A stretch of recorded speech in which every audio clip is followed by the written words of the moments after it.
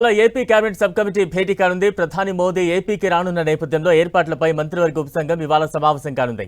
ఈ సమావేశంలో మోదీ పర్యటన ఏర్పాట్ల కోసం తీసుకోవాల్సిన జాగ్రత్తలను చర్చించినట్టు తెలుస్తోంది. ఇప్పటికే మోదీ పర్యటన నేపథ్యంలో ఉన్నతాధికారులు కసరత్తును ప్రారంభించారు.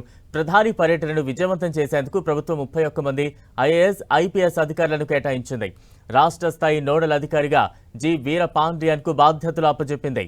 పీఎం కార్యాలయం ఎస్పీజీ సీఎంఓతో సమన్వయం చేసుకోవాలని ప్రభుత్వం ఆదేశించింది.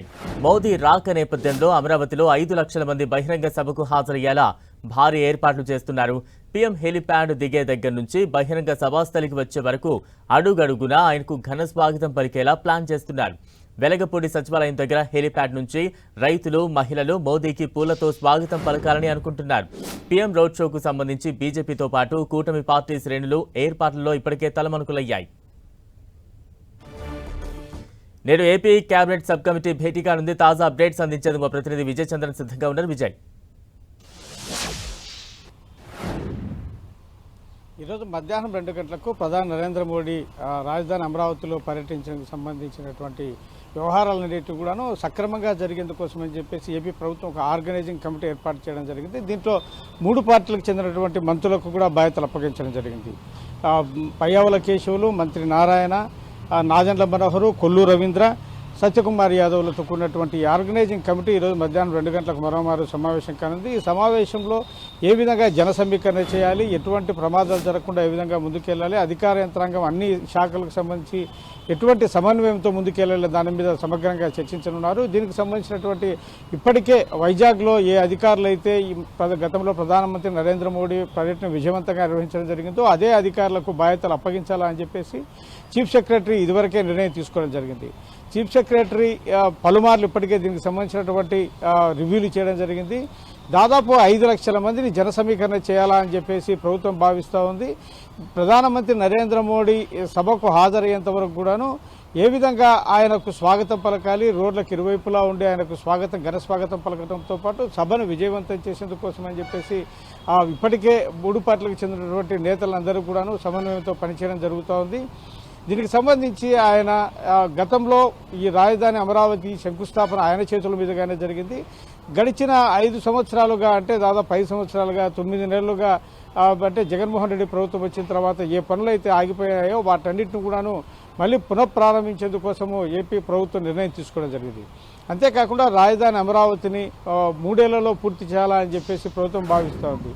దీనికి సంబంధించి అప్పులు తీసుకునేందుకోసము కేంద్ర ప్రభుత్వం సహకరించిన నేపథ్యంలో మళ్ళీ నరేంద్ర మోడీ చేతుల మీదుగానే ఈ పనులు గతంలో అయితే ఆయన చేతుల మీదుగానే శంకుస్థాపన జరిగింది. ఇప్పుడు కూడా ఆయన చేతుల మీదుగానే పునఃప్రారంభానికి సంబంధించినటువంటి ప్రారంభోత్సవ కార్యక్రమాలు కూడా చేయాలని చెప్పేసి చంద్రబాబు నాయుడు నిర్ణయం తీసుకోవడం జరిగింది. వచ్చే నెల 2వ తేదీన ఈ కార్యక్రమం ఉంటుంది. దీనికి సంబంధించినటువంటి అన్ని ఏర్పాట్లను అధికార యంత్రాంగము అంటే భద్రతా ఏర్పాట్లు అయితేనేమి, ప్రమాదాలు జరగకుండా అయితేనేమి, జన సమీకరణ అయితేనేమి, ఎక్కడా ఎటువంటి లోటుపాట్లు లేకోకుండా చూసేందుకోసం అన్ని ఏర్పాట్లు చేసేందుకోసం ఈరోజు ఆర్గనైజింగ్ కమిటీ మరో సమావేశం కానుంది. అంటే విజయ్, ప్రధాని మోదీ ఎంతసేపు ఏపీలో పర్యటించబోతున్నారు? అమరావతి రాజధాని ప్రాంతంలో అంటే ఏపీకి వచ్చినప్పటి నుంచి ఆయన తిరిగి వెళ్లేంత వరకు ఎటువంటి జాగ్రత్త చర్యలు ఇక్కడ తీసుకోబోతున్నారు? ఎటువంటి కార్యక్రమాల్లో ఆయన పాల్పంచుకోబోతున్నారు? ప్రధాని నరేంద్ర మోడీ అంటే ఆ రోజు సాయంత్రం 4 గంటలకు ఆయన షెడ్యూల్ ఖరారైంది.